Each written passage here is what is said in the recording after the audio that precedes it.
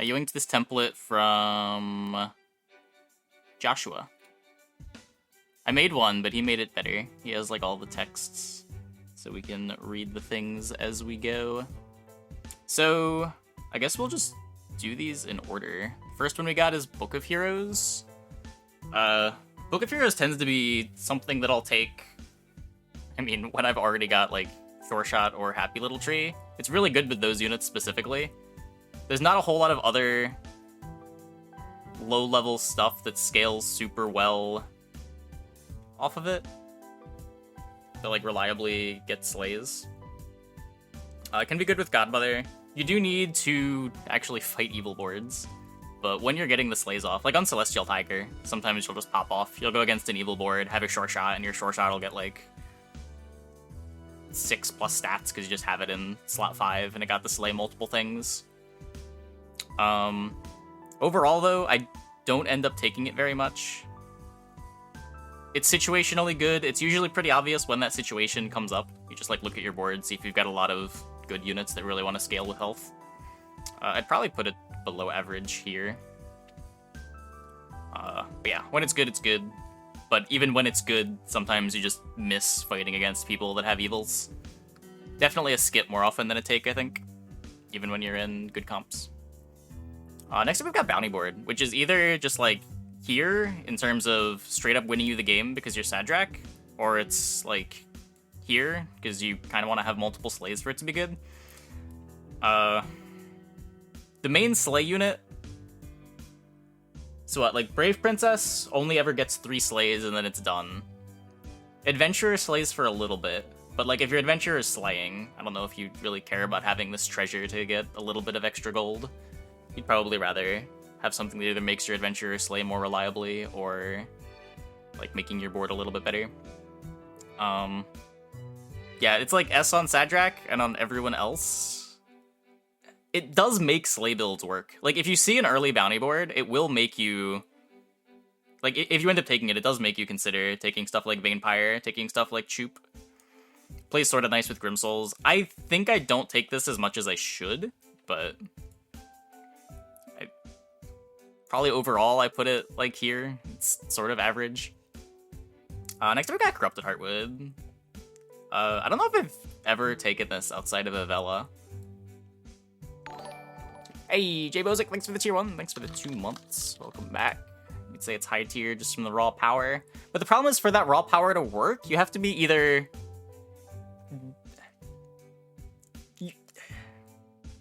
It's good with...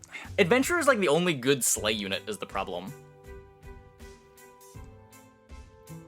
Corrupted Heartwood. It's like the Treant book? Not really. Sort of. I mean, it's like Sad Dracula's version of the Treant book. This is a sort of another one of those like really specific treasures. This is really good on Avella. Making your baby bears evil is a significant amount of stats.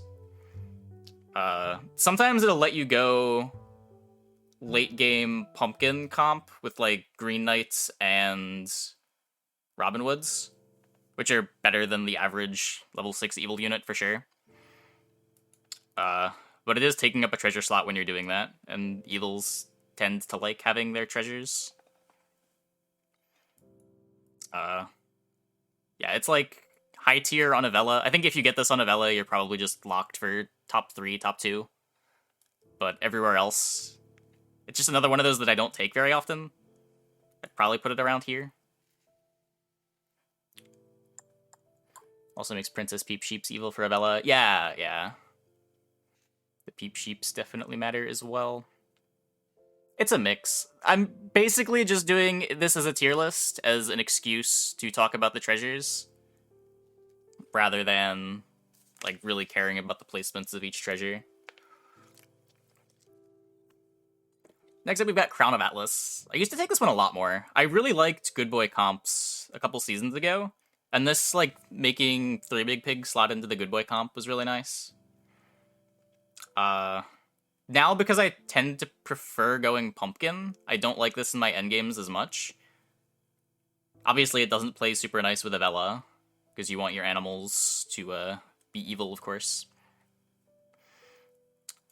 It's more raw stats than the Corrupted Heartwood. Like, it does tend to play for better tempo than the Heartwood does. But I think in general I'm pretty low on it as well. The main reason to pick it would be just Good Boy, I believe.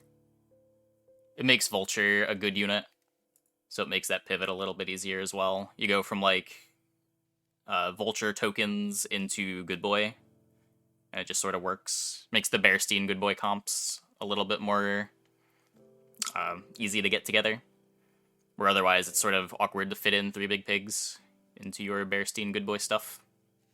But yeah, one of those, it's enough stats early that I kind of want to put it here, as long as you're in the animal summons. But I don't like it in the late game as much as I used to. Dancing Sword is sort of the opposite, where here we have a bunch of treasures that like scale into the late game and make your late game better. Dancing Sword is just pure raw tempo. +1 attack across the board. Makes like getting slays easier, makes all your tokens better. Stuff like Princess Peep summoning 2 powers instead of 1 power is a pretty big upgrade. That said, it doesn't scale into the late game like some of these other treasures do. But that's not the end of the world. You're probably going to end up wanting to replace some of these level 2 treasures at some point. So just having some tempo on your level 2 is probably all you can ask for. I think I'd put the Dancing Sword right about here. Doesn't force you to be an animals like Crown of Atlas does. Notably buffs the Princess Peep itself as well, where the Atlas only buffs the tokens. Dark Contract. This is a weird one. I've been taking this on heroes like Zelhua a bit more, where the goal is just to survive and you don't mind cycling out your board a bunch. There are a bunch of level 3 ranged units, and like Sporko as well on level 4. They just let you keep buying like 6 power range stuff that you can put in every turn and just keep you alive. And for those heroes that don't care too much about what they have going into level 5 and 6, and just want to get there on a reasonable health total, I think Dark Contract helps them do that pretty well. Outside of those heroes, usually this is either a skip or you're taking something else, but for specifically those heroes, I think Contract is pretty reasonable. I think that's just going to put it right in the average camp. Dragon's Nest. Pretty much only take this if I've got, like... If I need the tempo and I have a baby dragon, I'll take it. But even then, I'll often skip it. Unless I have multiple dragons. Or if I'm in something that's going to want lightning dragons, like I have a stag. And, slot 1 lightning dragon is something that you're going to want with stag. Though even there, giving health to the lightning dragon could end up being a downside. Since your stag's... Since the lightning dragon's more likely to survive its initial attack, it's not going to die for the stag. Sort of scales into the late game with Doom Breath, but there's usually better ways to buff Doom Breath than giving it 5/5 with Dragon's Nest. Lucky Egg, I'm pretty sure, is the worst treasure in the game. Access to it aside, like, not only is it bad because you have to triple Humpty Dumpty, but it's also only doing something if you're winning combats. It is very easy to take an Easter egg and then just lose your Humpty Dumpty and never win a fight for the rest of the game and die getting no Easter egg value. Not only are you investing 6 gold into the Easter egg, but like even if this wasn't exclusive to Humpty Dumpty, I think this treasure would still be... It would be better, but still pretty low. It's just too likely that you're going to end up losing 6 gold because you tripled Humpty Dumpty, and then your board is really weak, and you're just going to die. Or the really awkward case where you keep winning fights, but you're winning fights and only getting the buff on the Humpty Dumpty. So your Humpty Dumpty is like a 15-15 and nothing else on your board ever gets stats from the Easter egg. Easy egg, happy little tree. I mean, if it comes together, good for you, but it's, there's a lot of games where Easter egg is going to do nothing, especially considering the condition of tripling the egg. Now we're getting into some of the good treasures. Fairy Tail's a little bit better than the other stat treasures, where the other ones are just affecting your board. Fairy Tail affecting the shop means that if you're tripling units, you're effectively getting 3 boosts from the Fairy Tail, since each of the units that is part of the triple have gotten +1/+1. So unlike Dancing Sword, where if you're tripling a unit, that tripled unit is still only getting +1 attack, with Fairy Tail you're getting +3/+3. And it does just scale into the late game a little bit better than Dancing Sword. The stats stick around. Yeah, it's worse immediate tempo, but it stays relevant for a little bit longer. Fountain of Youth, generally going to be a lot worse than having attack. There's a lot of stuff early on that scales well with attack, between like summons and slays. Having extra attack is something that you can take advantage of, while having extra health isn't as much. It's the same reason why Baby Root is a worse support than Mad Mim is. I also want to just put it here. I don't know how often I ever take Fountain of Youth. It's so rare. I need to be losing real bad to want Fountain of Youth over 2 gold. The 1 health just feels so irrelevant a lot of the time. At least with Baby Root, if you have like Baby Root plus Tiny, you're adding a relevant amount of health to your Tiny. But if you're adding 1 health to your Tiny, like it's not even protecting it from combats most of the time. It's saving it from like Black Cats, but it's still dying to chickens and blind mice. Yeah, I'm gonna downgrade it to there. Next up we got Hermes Boots. So, where do you put Hermes Boots? It's definitely the most impactful level 2 treasure later on. It's really protection from Meteor. Yeah, that's fair. That's fair. If you're an adventurer, sometimes you're going to want to take it just because you don't want your adventurer to get sniped by meteors. That is worth mentioning. So early on, Hermes Boots lets your ranged units get their attack off guaranteed. It helps Brave Princess transform. It helps Adventurer get the slays. There's a lot of little things that it does early on. It's not usually much in terms of tempo. Like, it's only relevant in half the fights, right? Only the fights where you lost the coin flip and would have gone second is Hermes Boots doing anything. And even then, sometimes, like, first stack isn't going to matter. Like, when you have slot 1 ranged unit and your Hermes Boots is triggering, in 1/4 of the games that you lose the coin flip, your ranged unit isn't going to get to attack. Like, they have to get first attack, and then they have to target slot 1 for it to matter. It does make slot 2 stag a little bit more reliable. That's another thing. And yeah, later on, obviously, it lets you, like, slot 1 Doom Breath reliably and not have to worry about getting scammed there. Slot 1 Medusa. Some comps like Trophy Hunter really want to have Hermes Boots as well, just to guarantee that they get to get their slay off. I feel like it's weird, because it's definitely worse in the early game than almost all of these other treasures, but it does just scale into the late game better than all of them as well, so I think I'm going to leave it up in S, maybe? I do skip Hermes Boots a lot. I never skip Fairy Tail.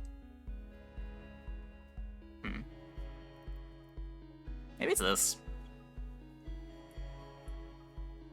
Let's keep going. I'm not sure where the rest of these are gonna end up. Easter egg needs its own tier, maybe. Next up we got Jack's Jumping Beans. This is another one that's just pure tempo. It falls off pretty quick. 4/4, not the most relevant scaling up, but if you're losing fights, an extra 4 early on can definitely save you.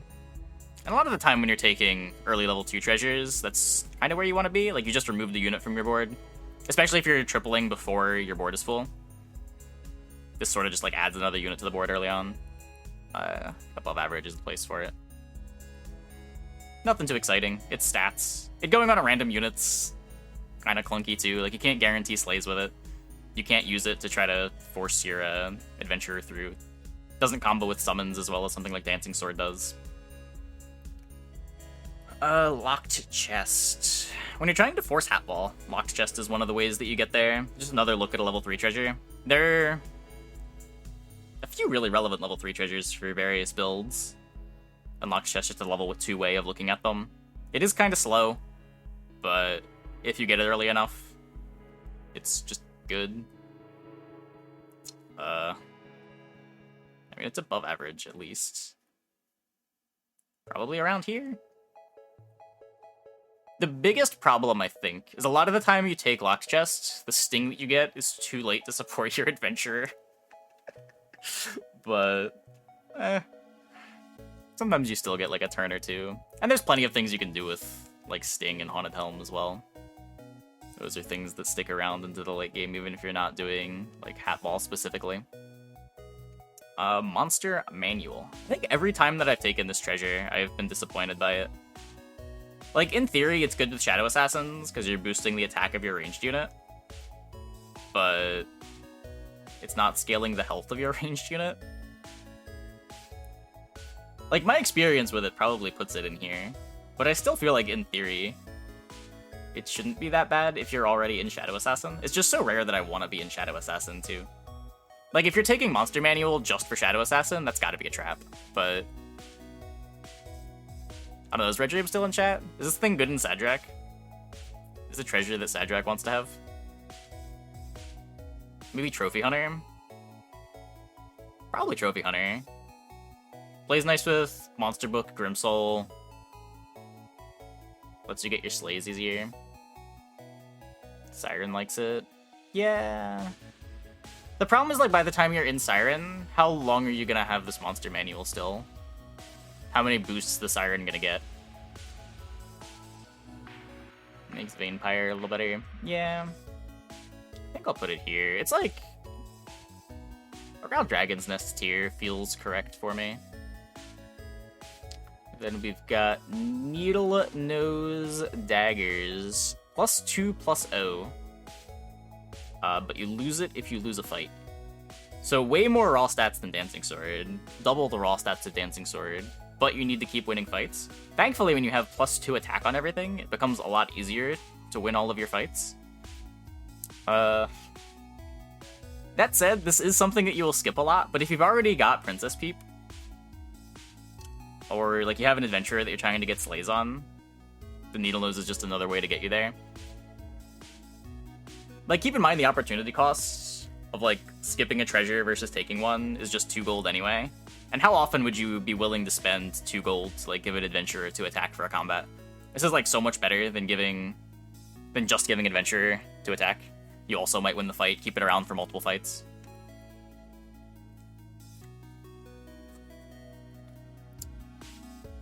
And yeah, when you get to stay in Needle Nose for multiple turns, treasure is just great. Next up, we've got Piggy Bank. This is... Man, the games where Piggy Bank is good. When you're already strong enough going into level 6 that you don't need to, like, spend your gold every turn, and you effectively get, like, an extra level 6 turn going into level 6, Piggy Bank is disgusting. Like, it's sort of like an XP treasure. But it's also really easy to just not be that strong, and Piggy Bank is just a skip.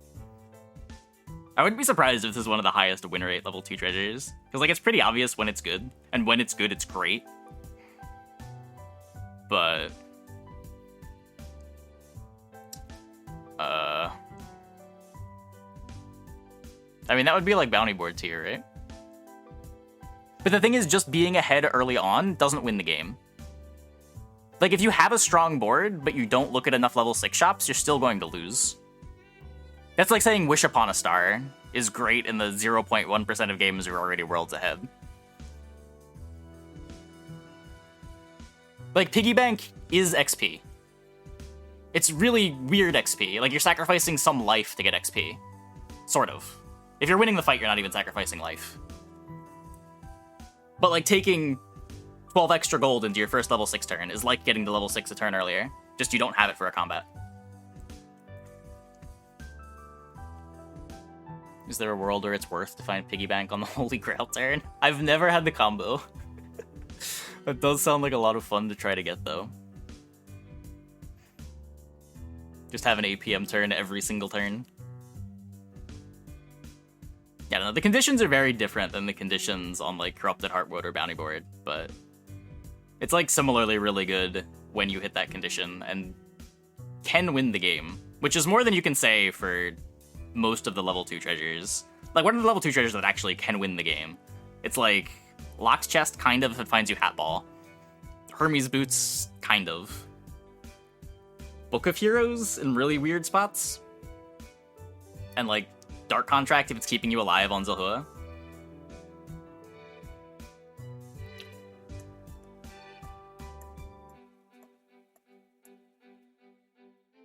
It's like an XP spell.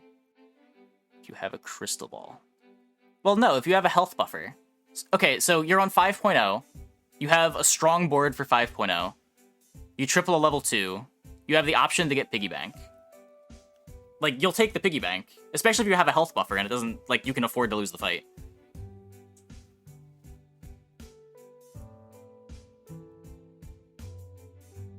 Like, it's not common that it comes up. Like, I've had maybe 3 Piggy Bank games, but when the Piggy Bank comes up, it, like, wins.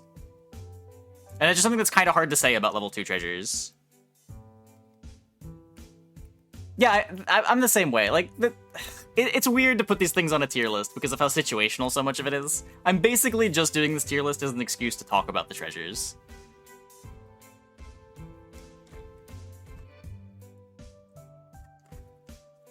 It's an amazing with 2 dragons grade. Yeah, like... I could just have a different tier for everything and have, like, all the qualifications of when you want to take the treasure, but... I don't know, that doesn't seem very helpful either. And that's why we're talking about it, right? So we can present all of the qualifications as we talk about them. Ring of Meteors. I'm pretty high on Ring of Meteors. It's a weird one. Like, Ring of Meteors is a blowout against a lot of adventurer boards, too. One of the big strengths of Fallen Angel is not getting their adventurer blown out by Ring of Meteors or Falling Stars. There's obviously a lot of build around that you can do with it as well. Darkwood Creeper, Greedy, Angry. I do feel like you want to only have it if you're doing some of the synergy stuff with it, though. Like, there's usually one person per lobby that's doing some kind of Ring of Meteors stuff, and it does feel really bad to have a Ring of Meteors, not do anything with it, and then fight against the person that is in the Ring of Meteors comp. It's funny when your Meteors triggers their Creepers. Yeah, exactly. Exactly. That said, I think it's probably high impact enough that you could consider just taking it blind on an early level. Especially if you have a board that isn't getting Ring of Meteors. So if you're on, like, 3.0, and all of your board has more than 1 toughness, Ring of Meteors is probably just worth taking. It'll blow out some early boards just off of killing their 1 toughness stuff. And it just gives you a direction that you can build towards. Whether you're going Dwarves or you just, like, take high toughness units with Creeper.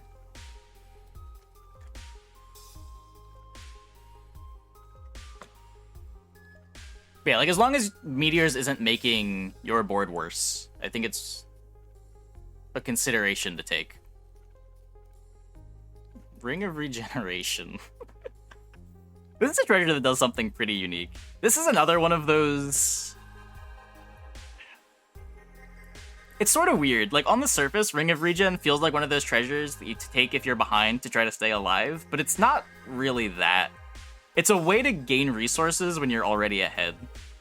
Like, if you're not losing fights, and you don't need the stats early, instead of taking, like, a Dancing Sword, you can take Ring of Regen and try to have more health going into level 6. It's probably more generically useful than Piggy Bank, too. It's weird, because it's a resource that's really hard to tap into outside of Ring of Regen. And if it gets you 1 more look at level 6 shops, then it was worth, right? The problem is, like, you can't really take it when you're losing. That kind of defeats the point. Like, you'd rather have a stats treasure and just try to not lose fights. But if you're already winning, Ring of Regen is great. It's sort of the opposite of how health gain is in other games. Where, like, sometimes you're using health gain to try to stabilize. I don't think you're ever taking Ring of Regen to try to stabilize. Or at least you're not hoping to take Ring of Regen to stabilize if you have other options. Contract is another really solid, too. I like Contract. I said I liked Contract. I don't know. You're also a heavy Zilhua gamer, so you're gonna like Contract more than most, I think.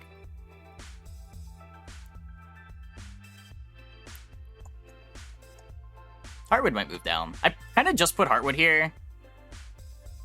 Heartwood does seem a lot worse than the other things here. Yeah, maybe it's more Book of Heroes tier. It was one of the first ones placed. Heartwood's notably pretty shit. It's specifically good in the Vela. And, like, sometimes it lets you slot some good treants in your evil comp. But like, it's probably lower impact on Avella than Bounty Board is on Drac. But that was like sort of how this got placed in the same way. Rune Stones. I like never take Rune Stones. I'm just never in a position where I want to take Rune Stones. I feel like I should be. It's one of those treasures.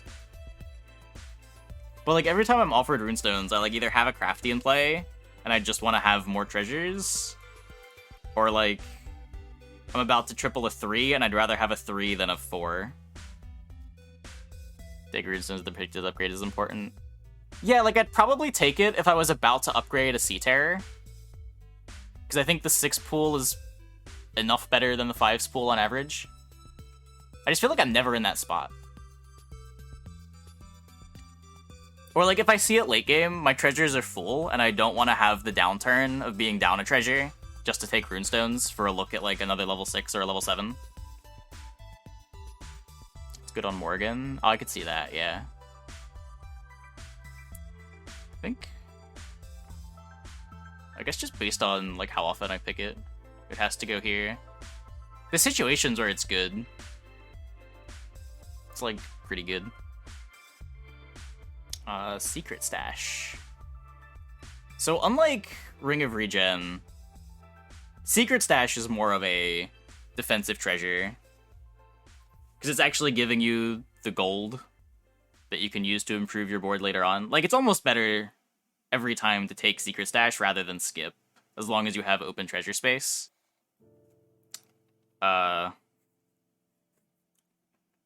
Easy S. I mean, I guess just based on how often you want to skip a level 2 treasure, it sort of has to be. It's 3 life, and yeah, I mean, you're never skipping when Stash is in the picks. It's not as exciting as something like Fairy Tail, Hermes Boots, but it's sort of like how you can make an argument for Chicken being the best unit in the game, because you never skip a Chicken.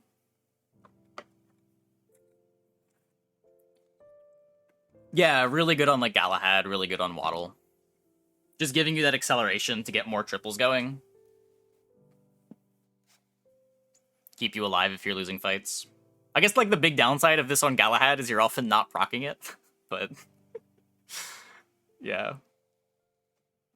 Or like you'll proc it in the middle of level 6, and by then you'll want to replace it. But definitely just depends.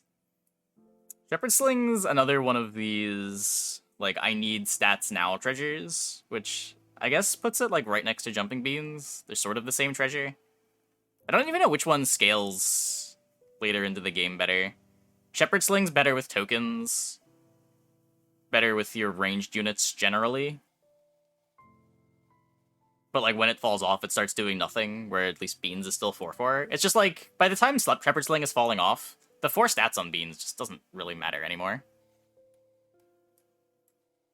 Sling's just more raw stats early on. I don't know, maybe it's even like this.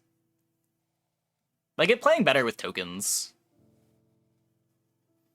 Call both of them A compared to stuff like Atlas and Sword. I could definitely see that.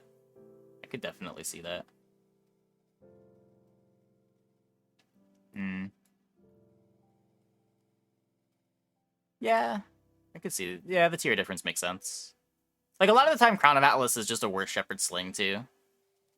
Where the Sling is boosting your whole board, Atlas is just boosting a couple units. I think Bean rivals Fairy Tail and Wheel.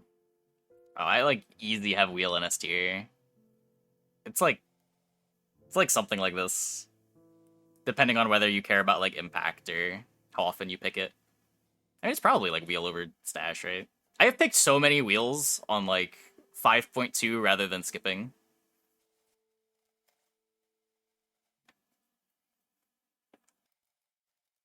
Fairy Tail's maybe not an S. Yeah, I'm not sure how to place these. I don't know.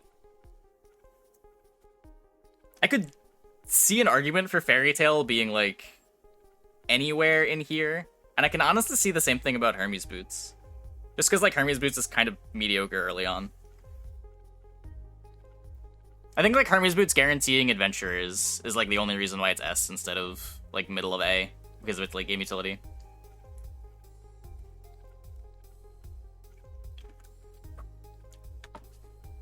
I take it early when it does something. Yeah. But yeah, spinning wheel. Just +1 gold per turn is a lot of gold per turn. A lot of the time, like, how do you explain how much 1 gold is? Like, think all the times you get to level 6 on skip, and you only have 11 gold. And how much worse that feels than, like, the average level 6 turn, just because you get to roll 1 fewer time. Spinning wheel is a literal leader ability. Yeah. Like, Cursed King has a downside attached to him. Yeah, I don't know. 1 gold each turn definitely adds up. Adventure still has to get the kill. Yeah, I agree. But you could say that about, like, every time you're picking the boots, right? Like, you're just removing variance and making sure at least, like, that part of it works. The Titan the S tier. Yeah, I think I like how this looks, though. I feel like the symmetry... Can I... Spinning wheel SS tier. I guess I could do... Let's see. Add row below. There's not really a tier of difference, though. Also, this doesn't fit on one screen anymore. Yeah, okay. Let's clean up some of the ordering. I think... Chest is really just, like, when you're digging for Hat Ball. Or, like, you really want a specific 3. How many specific 3s are you, like, really in the market for? Map is really good. Sting is really good. Hat Ball can be really good. Ancient Sark, depending on what you're doing.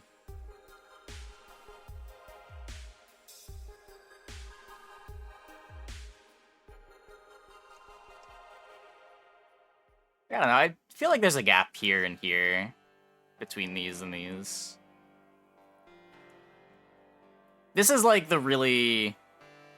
either really good or just like kind of whatever tier. Like really good or skip tier. You'll know it when you see it.